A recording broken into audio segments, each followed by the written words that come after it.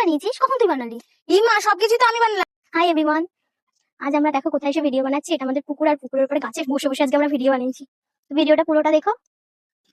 সেই ব্যাচে গরম আর সহ্য হচ্ছে না। সকাল থেকে ঘরে বসেছিলাম, বোন এসে বললো যে চল পুকুর ঘাটে গিয়ে বসবি, ওখানে প্রচন্ড দারুণ হাওয়া দিচ্ছে আর প্রচন্ড ঠান্ডা পরিবেশটা, তোর ভালো লাগবে। সবসময় তো আমাকে তোর সাথে ঝগড়া করতেই দেখিস, তোকে নিয়ে কথা ভাবি সেটা তো দেখিস না। আর আচ্ছা আচ্ছা চল পুকুর ঘাটে যাই। বাজারে তো পাকা আম চলে এলো, কিন্তু কাঁচা আমের জিনিস এখনো আমরা খেয়ে উঠতে পারলাম না। তাই বাড়ি থেকে নিয়ে গিয়েছিলাম আম পোড়া, ওখানে গিয়ে আম পান্না করবো বলে। তার সঙ্গে নিয়ে গেছিলাম নুন, চিনি, জলজিরে আর ঠান্ডা জল, কিছুটা বরফ কুচিও নিয়ে গিয়েছিলাম, সঙ্গে কিছুটা লেবু পাতা। পুকুর পাড়ে গাছে বসে বসে দুজন মিলেই আমি শরবত খেয়ে নিলাম। ও কি শান্তি! সত্যি কথা বলতে অনেক পুরোনো দিনের কথা মনে পড়ে গিয়েছিল এই গাছটার উপর বসে।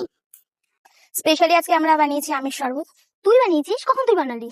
মা সবকিছু তো আমি বানালাম, তুই বসে বসে শুয়ে শুয়ে যাও। ক্যামেরায় আমি ক্যামেরায় দেখিয়েছি কে বানিয়েছে, সব তুই বানাস না? ও আমি সব সবকিছু বানাস। করলাম আর সবকিছু কে বলেছে তুই করেছিস? প্রমাণ আছে? কি আমি ধরেছি অবস্থা? আমি বানিয়েছি, তার প্রমাণ আছে। চিটিং বাজ কথা। আমি চিটিং